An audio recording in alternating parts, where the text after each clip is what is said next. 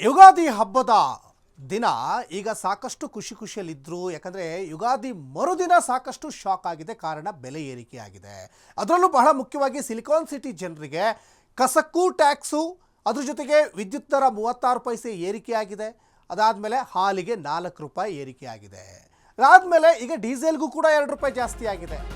ಈ ಎಲ್ಲ ವಿಚಾರಗಳನ್ನು ಖಂಡಿಸಿ ಕಮಲ ಪಡೆ ಪ್ರೊಟೆಸ್ಟ್ ಮಾಡ್ತಾ ಇದೆ. ನಿನ್ನೆಯಿಂದ ಅಹೋರಾತ್ರಿ ಧರಣಿ. ಇವತ್ತು 2ನೇ ದಿನಕ್ಕೆ ಕಾಲಿಟ್ಟಿದೆ ಬಿಜೆಪಿಯ ಅಹೋರಾತ್ರಿ ಧರಣಿ. ಫ್ರೀಡಂ ಪಾರ್ಕ್ನಲ್ಲಿ ಪ್ರತಿಭಟನೆ ನಿನ್ನೆಯಿಂದ ಶುರುವಾಗಿದೆ. ನಿನ್ನೆ ಕೂಡ ಬಿಜೆಪಿ ಕಲಿಗಳು ಅಬ್ಬರಿಸಿದ್ರು. ಇವತ್ತು ಮಧ್ಯಾಹ್ನ ಧರಣಿಯನ್ನು ಕೊನೆಗೊಳಿಸಲಿಕ್ಕೆ ನಿರ್ಧಾರವನ್ನು ಮಾಡಿದ್ದಾರೆ. ಅಂದರೆ ಕಾಂಗ್ರೆಸ್ ಸರ್ಕಾರಕ್ಕೆ ಬಿಸಿ ಮುಟ್ಟಿಸುವಂಥ ನಿಟ್ಟಿನಲ್ಲೇ ಪ್ರೊಟೆಸ್ಟನ್ನು ಮಾಡ್ತಾ ಇದ್ದಾರೆ. ಸರ್ಕಾರದ ವಿರುದ್ಧ ಬಿಜೆಪಿ ಹೋರಾಟ ತೀವ್ರಗೊಳ್ತಾ ಇದೆ. ನಿನ್ನೆ ಸಾಕಷ್ಟು ಬಿಜೆಪಿಯ ಘಟಾನುಘಟಿಗಳೆಲ್ಲ ಪ್ರತಿಭಟನೆಯಲ್ಲಿ ಭಾಗಿಯಾಗಿದ್ದರು. ನೋಡಿ, ದೃಶ್ಯಗಳಲ್ಲಿ ಗಮನಿಸ್ತಾ ಇದ್ದೀರಾ. ಬಹುತೇಕ ಬಿಜೆಪಿಯ ಲೀಡರ್ಗಳು ಅಲ್ಲಿ ವಿಪಕ್ಷ ನಾಯಕ R Ashok, BY Vijayendra, CT Ravi ಸೇರಿದಂತೆ ಸಾಕಷ್ಟು ಜನ ಬಿಜೆಪಿಯ ಲೀಡ್ರುಗಳು ನಿನ್ನೆ ಅಹೋರಾತ್ರಿ ಧರಣಿಯನ್ನು ಮಾಡಿದರು.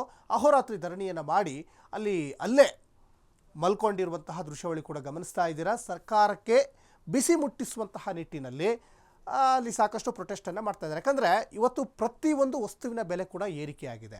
ಪೆಟ್ರೋಲು ಡೀಸೆಲ್ ಬೆಲೆ ಆಲ್ರೆಡಿ ಜಾಸ್ತಿ ಮಾಡಿತ್ತು. ಇದೇ ಸರ್ಕಾರ ಅಧಿಕಾರಕ್ಕೆ ಬಂದ ಮೇಲೆ ಪೆಟ್ರೋಲಿಗೆ 3 ರೂಪಾಯಿ, ಡೀಸೆಲ್ಗೆ 3.5 ರೂಪಾಯಿ ಮಾಡಿತ್ತು.